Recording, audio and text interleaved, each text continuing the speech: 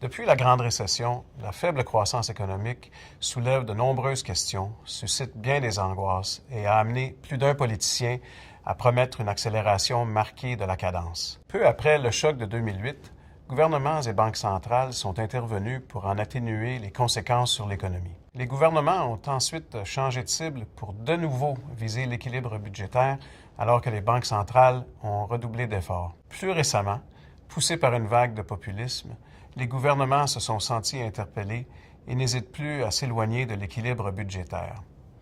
Et pourtant, la faible croissance économique persiste malgré tous ces efforts. Alors, qu'est-ce qui a changé?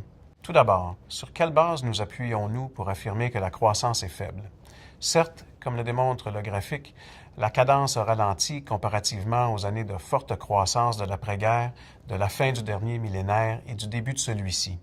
Mais cette période est-elle une base de comparaison adéquate? Pour plusieurs d'entre nous, notamment pour les baby boomers qui ont connu la période de forte croissance qui a suivi la guerre, les taux de croissance du PIB que nous connaissons aujourd'hui apparaissent bien peu. À l'époque où les enfants nés après la fin des hostilités participaient en masse au marché du travail, soit à la fin des années 60 et au début des années 70, le taux de croissance des pays industrialisés, du moins au Canada et aux États-Unis, était d'environ 5 %. Aujourd'hui, la Banque du Canada nous dit que le taux de croissance potentiel de l'économie du pays est maintenant inférieur à 2 %.